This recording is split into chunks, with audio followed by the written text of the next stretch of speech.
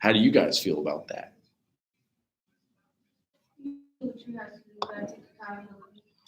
But they're saying they'll use any means possible, lawsuit, whatever, because like they added a paragraph. It was like this that they wrote on that paper, and their name's not on it.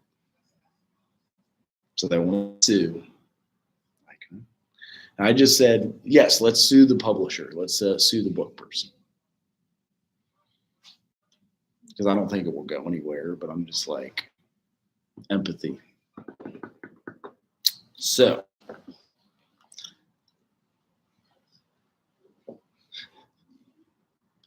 What was your paper on to find you some more citations? Sexual health?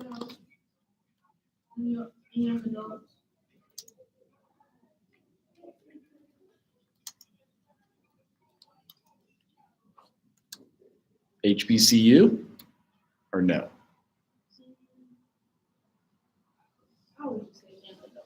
I know. I feel like you get some unique stories there, but let's start with that one. Since 2019.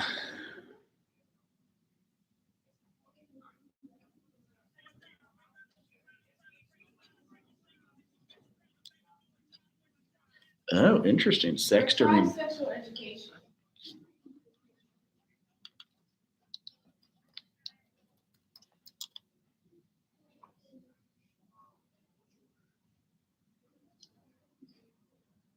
Samaji is teaching the class now. We got nobody signed in. So, hello. You got a full, when it has this, it's a full text. You can download it, which is nice.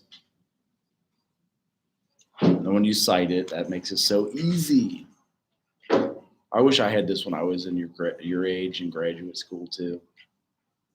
We had to freaking check it out. This many books at the library. You had to learn how to like write the citation, then learn how to type it properly, and then put it in like this. Like really, that's most of the reasons why I got horrible grades in school. I couldn't translate this to like a typewriter every time. I passed, but I had a hard time. Can I add HBCU now? I'm curious now. Hey, there you go. There's some. That was just published, 2020. Oh, is it Gen X? No. What is GEX? GEX. They did it at Bowie State University? So then which HBCU did they use? Is that an HB? Bowie Is it? They have a social work?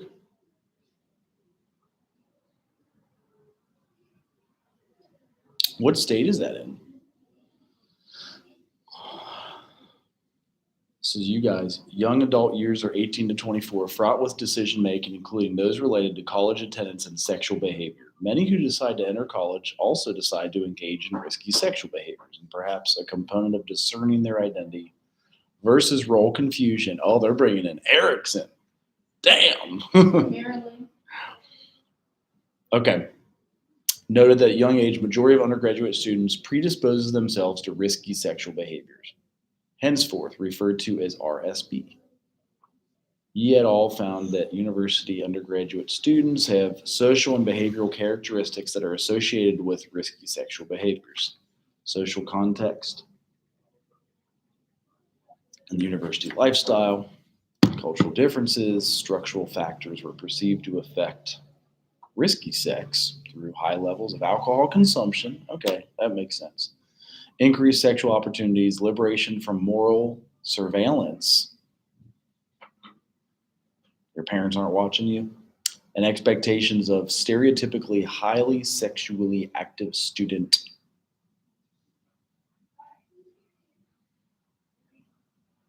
Health risky behaviors. Huh? Yeah, I know that is a weird name. Multiple concurrent sex partners, drugs, including risky smoking and alcohol, resulting in sexually transmitted infections, has been reported in several studies. So don't they have any solutions in here? They sampled 364 sample ages 18 to 39. Sample of 10 course sections. Age less than 18-year-olds. Oh, there was two 17-year-olds. That's weird. And then 40-year-olds.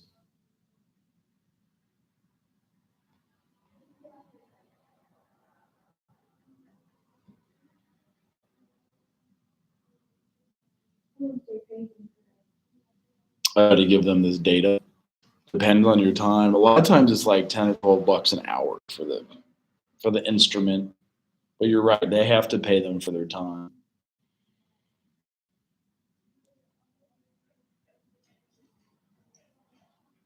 Do you think females have better HIV/AIDS knowledge than males? They said their conclusion was not supported. Females have better attitudes to prevention and condom use than males. That was supported. Females and males have different frequency of risk behaviors regarding sex. Say what? It says females and males have different frequency of risk behaviors regarding sex. It basically means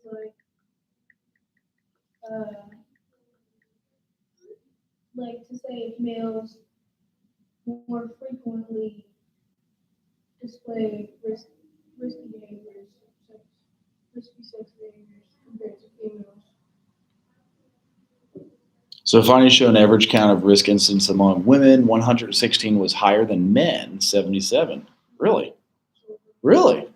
I would have think men would be riskier. Wow. I don't know. Just because the testosterone and all that.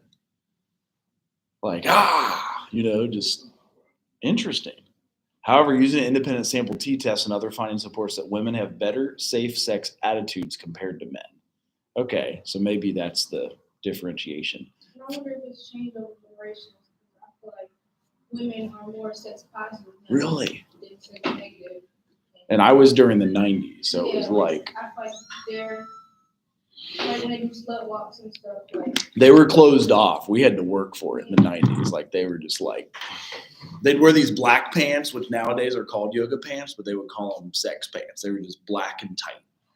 There was no such thing as yoga pants back then, but they would call them sex pants, And we'd be like, yeah, she was wearing them sex pants to class. I think, aren't leggings like see-through though? No. Oh, okay.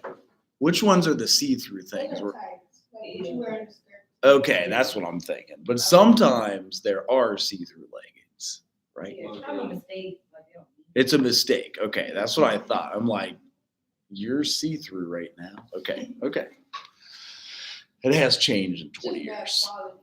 Yeah. Actually, it's been 25 years. I started college in 1996. So,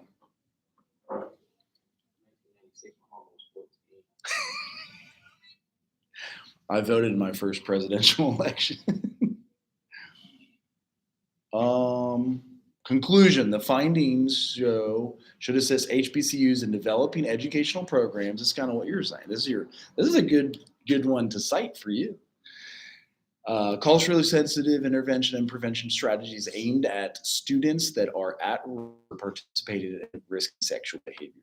The infusion of HIV. I didn't know HIV and AIDS was that big again. I thought they'd done trumped it out or like tapped it out. Damn. Throughout curricula should be mandatory. Is it mandatory here? Infusion of HIV throughout curricula should be mandatory for accredited universities and colleges to avert students and others from acquiring HIV. They don't not here like in US. They show like this consent video, but it doesn't have anything to do with sexual health and how to stay. It's just So, consent Yeah, to avoid like lawsuits of rape. right. Okay. Why does this look like the paragraph ends? Okay. I think it starts back at the top. Okay, for requiring HIV/AIDS, period. But it does that is maybe No, I think it's under that. I think it starts go down. I see. They indicate. Okay.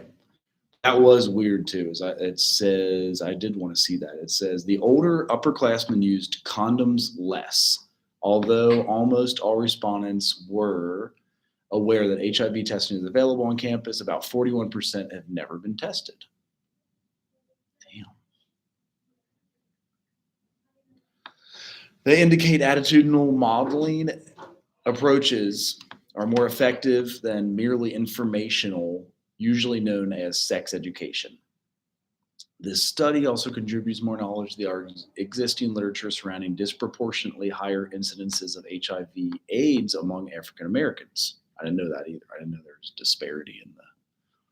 Other findings from this study will contribute to closing the gap related to why African Americans, namely young adults, continue to be infected with HIV. The findings from this study should increase the understanding of awareness in HIV among students. Finally, recommendation is the university's president is to be receptive to open discussing. So our president won't talk about it, right? He just don't ask, don't policy, it sounds like. Is that true? I'm just playing very. Okay. Kind of like it was like churchy. That's why I think it's don't ask, don't tell. Sometimes when it's, okay, I'm just curious. I mean, I'm trying to do observations and not judgment. So I don't know if that's. Maybe one of my paper, I'll send it to the president Ooh, and see how, just to have a show sex ed group. Yeah, like do something. Mhm. We have, I talked to the health center, it says that when COVID happened, they lost their grant to do testing on campus. The closest place to get tested, It's Dayton. not even there, it's Springfield.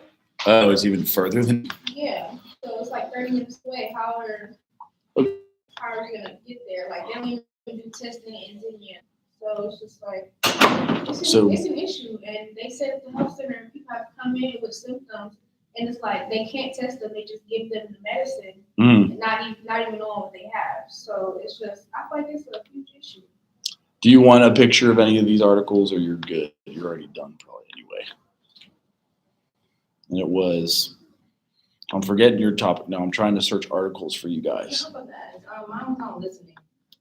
Okay. I had a few websites. Mental health group on listening? Yes. Okay. Look at my nephew. He was just born on Monday. Aw, where was he born? Really? So, how old are the parents? I think my brother's 23. That's what I should have done. I was fucking 42. It doesn't matter though. I should have just went right out of the gate. And usually I don't find newborns cute, but They look like aliens. Have you seen white newborns look like aliens? I'm serious. They do. And like I bet black newborns are cuter than white newborns because white newborns look like aliens. And see, his mom is really like light skinned. Okay. I was wondering. Yeah, I feel like he does Yeah, look but I light thought he skinned. was gonna get some color because my brother is like dark skinned. And he didn't get any? Not yet. I think Maybe when black he hits the babies- sun, though. When he yeah, gets black sun. babies they get their color as time goes on. So Right. I feel like Okay. maybe at by 3 months he'll be. Okay. Ours are always jaundiced when they're born too. Do they have that? Like how they're yellow Yeah, because their kidney or liver is learning how to operate in this world. So then you got to like put them in the fucking windowsill, like under the sun. It's kind of weird. It's kind of funny. So wait, did I already search this or did I?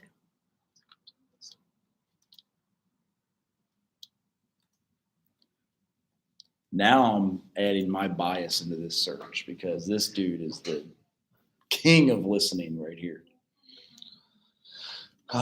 Using NVC, so that's why it's all nonviolent communication. So he's the king of listening. He died a few years ago, so more is getting published about him. And his name is Dr. Marshall Rosenberg.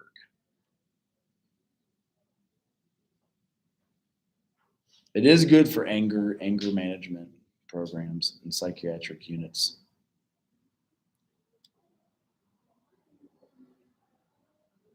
Did you get anything good, or was it hard to find stuff? It was hard to find. I found like 2 websites. That's what I'm wondering. I would just switch it. I would look up stuff on active listening. That's true. Right. I bet you he even has some. Putting into your words at this point, but there's Tiona. So yeah, and then if you want to have like last year's articles, you click there. If you want 2019, or if you just want like any time, which you'll probably find more on. Oh, there's the book. No way. Do they have a whole free download of this? Because I email this to my clients all the time, especially couples counseling. I want to be shocked if this is. I feel like my topic is boring. I don't think it's boring. No, it's important. You just have to refine your search. You just have to refine the search. Okay, they don't have the whole book. I was about to say they do not. Interesting. Oh, it's in German. What the fuck?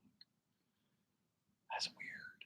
But he was big in European countries because he was like, okay, all right. Well, for a second, I was potential for applying nonviolent communication and conservation science. Okay, whatever. Preventing empathetic distress and social stressors at work through nonviolent communication training. I had to do a 52-week nonviolent communication training because one of my exes. You said 52 weeks. 52 weeks every other week. Isn't that like a year? It is a year. We met 26 times. It has helped me in my current relationships to do the NVC training. And the 4 cliff notes are observation, feeling, need or unmet need, and then the request of what I want you to do. And I always have to do like observe what I see you doing is this. I feel anxious when you do it. Need, my need for whatever. They have a whole list of needs. It's on, I can show you. And then my request is this. We got to look up some articles for Davion now. Like, we're going to look up articles for you. How do you feel about that? That help a lot. We can do that. So here is my NVC right here. And then if you go to page 55 for listening, he has a whole chapter on listening. So there it is. But page 55 is the unmet needs, and page 45 is the feelings. Why is it having you click? Open? Okay. I was like, what? So this is the best book I found kind of on listening. But his chapters are like giving from the heart, communication that blocks compassion, observing without evaluating. That's what I was saying earlier. I was trying not to judge like my co-authors. I'm like just trying to observe what was done. I felt annoyed that they didn't verify their email. That's all you had to do, and you get your name on the damn publication. That's all you have to do. I understand it does go to junk email sometime, so my part in it could be like communicating that. Anyway, so taking responsibility for our feelings, identifying and expressing feelings. This is where they show you the list of feelings. Listening is probably under receiving empathetically and the power of empathy. I love that there's a chapter on fully expressing anger. Why does it have that weird ass picture in the bottom? Like, is it listening to me? I'm creeped out. So here's the list of needs. You guys could like hang these in your office when you start your private practice. Oh, I screwed it up. It's on page 45. I'm like 20 pages away. And then the list of like, what is your unmet need? That's usually what we fight about. Like, and a lot of times is when you're hungry, angry, lonely, or tired, and then you pick a fight with your boyfriend or girlfriend. You ever notice that? Isn't that weird? Mm-hmm. If it's just something like your basic needs aren't met, you're more likely to fight. Never noticed that. So here is the list. Come on, man. Oh, I'm still on 30. That's why I'm like, isn't it here? I burned this book. We had to do it to train. Oh, these are interesting too. So these are words we use that are actually judging somebody, but we act like they're a feeling. Words like ignored express how we interpret others rather than how we feel. Like I feel ignored is not a feeling. We're interpreting that you're ignoring me. And it's like, oh shit. That helped me in counseling a bit. I feel put down. I feel rejected. These are all like judgments. So he's saying, I feel unheard. I'm like, well, they say whenever you say like in front of a feeling, it's not a feeling. I feel like you are, and it's not a feeling. So you have to, here's the actual list, like genuine feelings. Absorbed, engrossed, moved, optimistic, overjoyed, peaceful, perky. That's hilarious. Pleasant, pleased, proud, quiet. So they have a whole list. And it just kind of helps people communicate and listen. So it's getting back to the listening thing.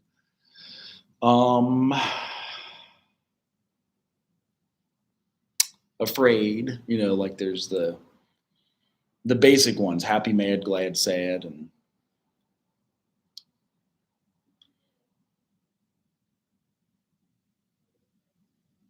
how do you copy the link? There it is. I'm like, isn't there one that just says copy link? Feeling of embarrassment, feeling fearful, feeling guilty. And so these coupled with, there's another list on page 55. Oh, I lied, it's page 39, probably because it's a digital text.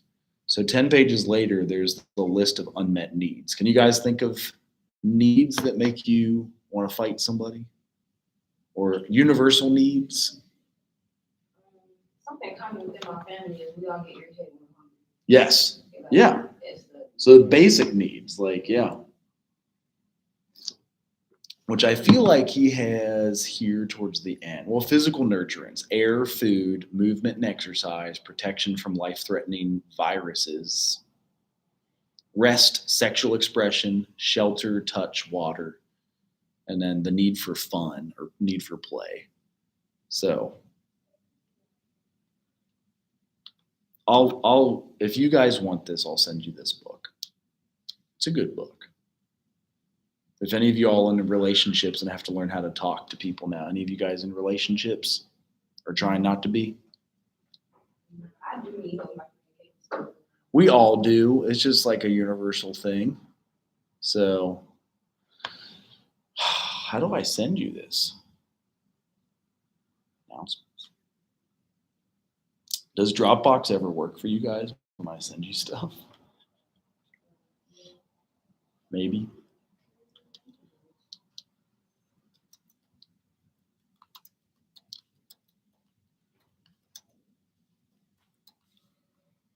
So, and sometimes I'll do a nonviolent communication practice group in here. That's what some of those cards are. Well, they're in my office right now. I meant to bring them to class Monday. All right, Davion, give me a keyword I can search for you. What you're writing about.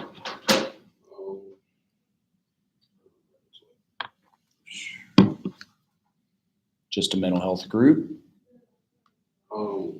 Self-care? No, Okay. clinical depression among adolescent children. I forgot to pronounce that word. I got this topic from my auntie. Okay. I want to do recent. Oh. On children. So you could add aerobic exercise. I know that's an adult. Okay. But it still would be the same for kids. Aerobic exercise, mental health of children and adolescents amidst COVID-19 and past pandemics. That was published 2 years ago. The announcement came. So if you can download the NVC book, I give it to everybody that I can. It's like the best book I ever found. Not that we're all big on reading it. There are YouTubes that dude will teach you how to do nonviolent communication on a YouTube, which is cool. He died a few years ago, but there's still old YouTubes of him.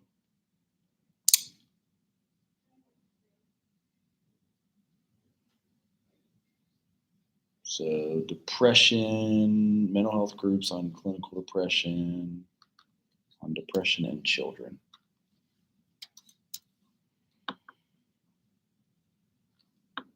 So here's school-based interventions to prevent anxiety and depression in children and young people.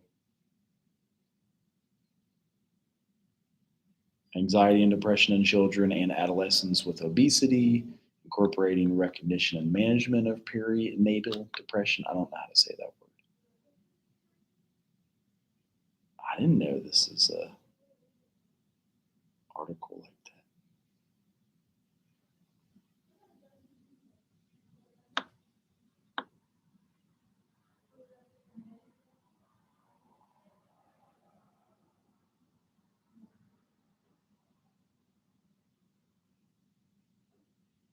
So there's weak evidence to suggest cognitive behavioral interventions might reduce anxiety in universal secondary settings. Mindfulness, relaxation-based intervention showed a reduction in anxiety systems relative to the curriculum.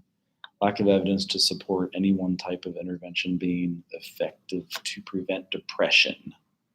You guys ever get like overwhelmed reading all these big words and articles sometimes? I do. I'm not gonna lie. I'm like, Some questions. So if you get overwhelmed reading on it, how you guys doing all these pages? Like these 15-page papers is not it. because running a group, you will use that much stuff. So really, it's just like detailing what you'll do with them. You can cite the girl circle. That's what I would recommend doing. Is like cite the book and some of the stuff that they use, and like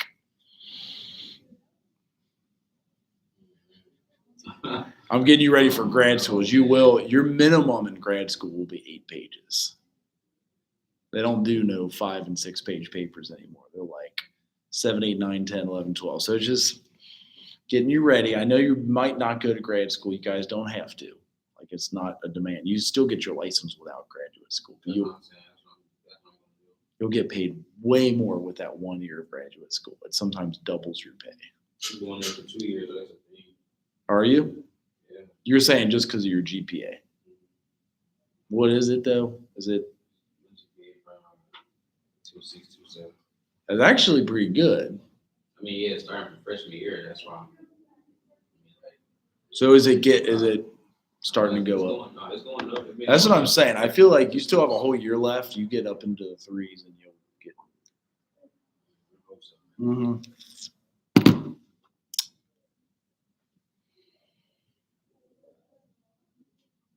Well, yeah, you can cite a lot of these things too. I love how these guys just have the click button citations. It's crazy.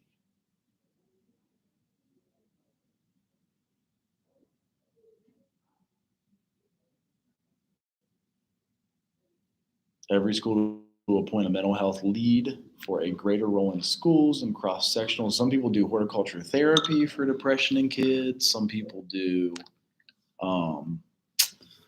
yoga as part of the mindfulness stuff. Some people do, like, you could just like take a page on each intervention. One of them is like horticulture therapy. Groups used for kids with mental health depression. Horticulture therapy, here's one. Here's some of the studies that say it. Mindfulness, so like meditation, here's several studies that use the mindfulness, and then yoga and like exercise movement, that's like another one that's used. And right there, that's 3 pages. And that's the key, is you get, cite it properly, but you can, like cite you, is it after 4 that you have to make it like a box citation like that? 4 lines or 5 lines? Or is it, right. So I used to have papers that were like all citations. The teacher's like, dude, you can't do that. Like, you can't. Like, you need to give some of your analysis about, like, I think yoga would be good for kids doing it because it expresses, like, it's breathing going on. It, some of the stuff we were studying on trauma, like it gets into the limbic system and like how the brain, it affects you. But I used to use just big box citations, and they're like, dude, you can't do that. Have you guys had any people get on you for your papers yet? Like, you can't do that. No, I'm gonna do that for this paper. You want me to? Hey, can I do all citations? You still want to have some analysis. Like, if I was to run a group, you want some of your own thoughts. Like, that's the point of it, is you're like taking their quote, and then you're like, the original thought here is, if I lead a group, when I go back to my hometown, the whole point is like, when do you practice social work? How are you going to do it? What will it look like? And like, make it real. Don't make it too wordy and like evaluative or whatever. Like, use things that you would use in real life. Like, if you've ever led summer camps, I know we always use that as like an example. I know not all of you have done summer camps or led a summer camp, but like, think back to that. And what did they do there to keep you guys happy? Yeah.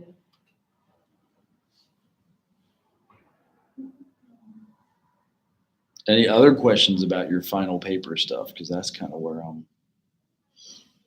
the stats are creepy for me. Here's your statistical methods on that one. I don't mind them. Did you all take stats already yet too? How was that?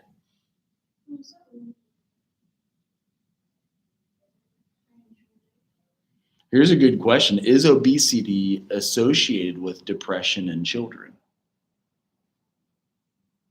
Now it's got me curious. Do you think obesity is associated with depression in kids? Really? Not in kids, but I'm saying people generally, not everybody. You can't say like obesity is like, something that deals with depression or, somebody who wants depression, they get very, very big. Some do, but some kids or some people are actually like born big. They can't do, like, I know my boss in Cleveland, he was actually born big. Like, he's been big all his life, no matter how much he tried to like lose weight. He ain't doing like meal plans and all type of stuff, work out every day and all that. He couldn't lose weight. Like, he just couldn't. Right. So, Well, here's their conclusion. They found strong evidence that obese female children have a significantly higher odds of depression compared with normal weight female children. And this risk persists into adulthood. Clinicians should consider screening obese female children for symptoms. Why do you think not males? Why not males? Is there more pressure on you all as females to not put on weight? Like, why do you think there's more depression? The conclusion is we found strong evidence female children have significantly higher odds of depression compared with normal weight female children. Why do you think it's more on females? Just curious. Just like, is there more pressure for women to not put on weight? I think it's easier for males to lose weight than it is for women. There is a different body fat percentage because we don't have the ability to conceive children. And like the fat feeds the child usually. So like they're like, I think men could be 6 to 12%, and sometimes women are 13 to 19%, if that makes sense. But we cannot conceive a child. You know what I mean? I know it is 2023 and they do have a pregnant man emoji. Is that true? Have you typed in pregnant and see if the man emoji comes up? I think there is, but I'm. It's definitely a pretty bad emoji. I just tasted it, bro. I never knew that. I just don't think men can get pregnant. So I understand like there could be a woman who identifies as a man. So that's probably where it's coming from. See, Yes. I would say if you have ovaries and a uterus and produce eggs and you come in contact with that sperm, you probably will get pregnant. You can most definitely. If you produce eggs, you definitely will be pregnant for sure. But there's that new movie out called What is a Woman? Have you seen that? Yeah. What is it? What? I think it's like banned almost everywhere. It's called What is a Woman? It's this dude trying to have someone define. I kid you not. I know you laugh about it. It's called What is a Woman? And it's like made the round. Like people are fist fighting over it. Right. Yeah. So people are fighting over it. And it's like blocked and banned and barred. But like, so it's what is a woman? But it does say females have, I wonder why they don't say males have likelihood.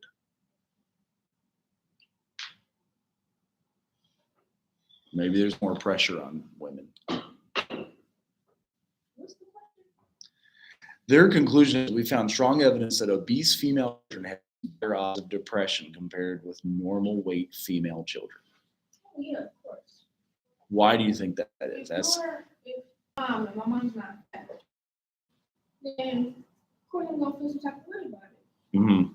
I forgot what who was I watching? I was watching This Is Us, and her mom wears like an extra small, and she was wearing like plus size clothes as a 14-year-old. So like whenever she saw her mom or saw other women, now I feel like it goes to beauty standards as well, because That's what I was thinking. The average beauty standard in America is a white skinny woman. Female. So it's like when you have thank God now like makeup and beauty ads are more inclusive. They are. And they're more inclusive now, but if you look at them back then, it's just like, okay, I'm watching this woman on TV. Everyone thinks she's beautiful, but I don't look like that. Mm. So Like Barbie, that's the Yeah. traditional doll that came up. yeah, so Okay. definitely. And it says clinicians should consider screening obese female children for signs and symptoms of depression. So that's what this study found. So that could be a conclusion of like your group with kids and depression and things of that nature. But that's kind of why I picked out. Oh shit, where'd it go? Hey, where are you at? There you are. I get confused by these things. Well, any other question? Obviously, you don't have to use Google Scholar for whatever reason. I always use it. It's like the easiest thing for me. You guys could use like EBSCO from the library. That just gives me PTSD from college when I had to do that. Yeah, it's very hard to navigate and search on them. And I like this for some reason, but I hate that Google has the corner on every market now. Now it's making me wonder if our article comes up, how it looks with our names. That's it.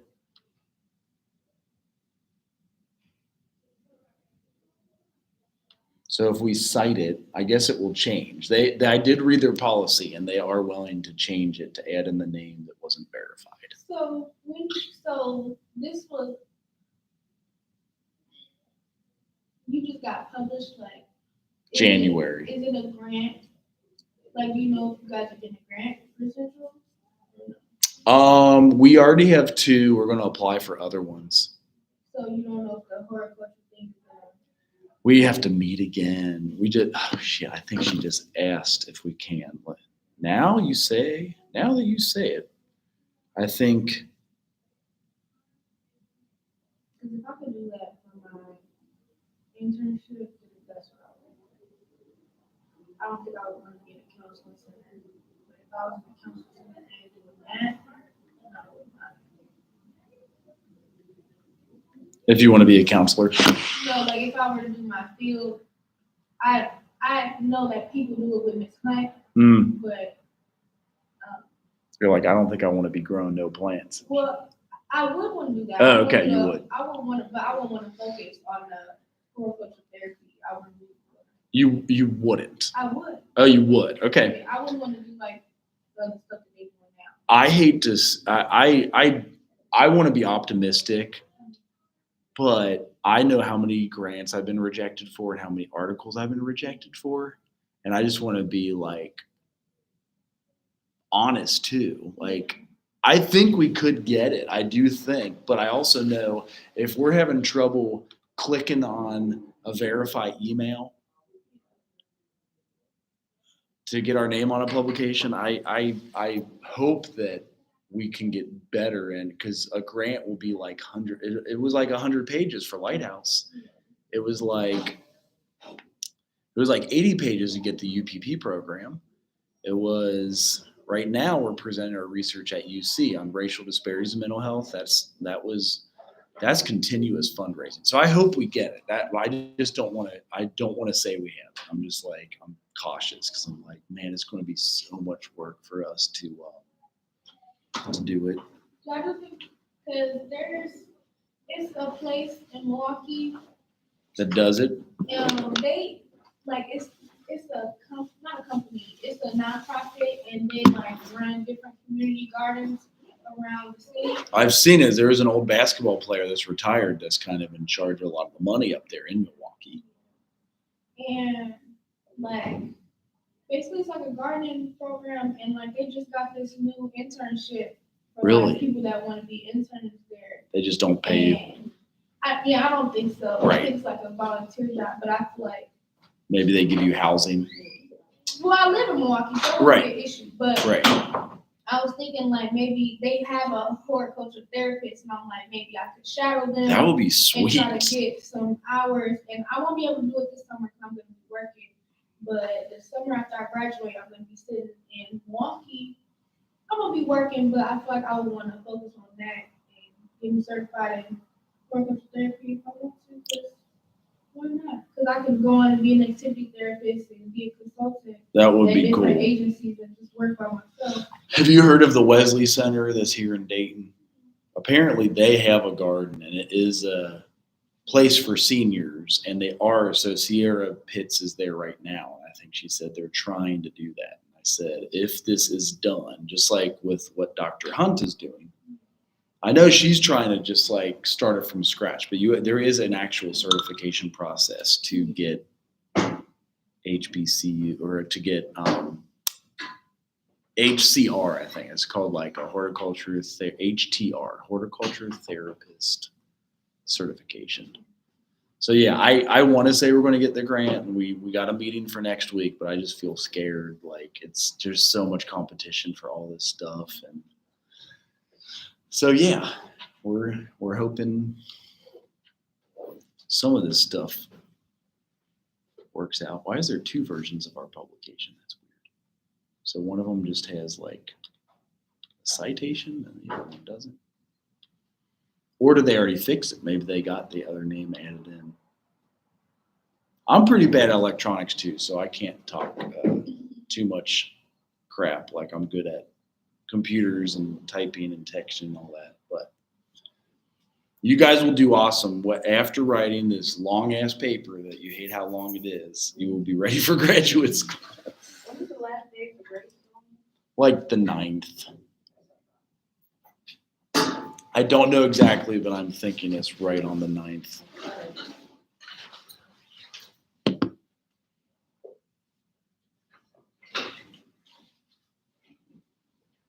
We'll see you soon. We're gonna get you through this paper, man. You know it. And also, Don't be anxious.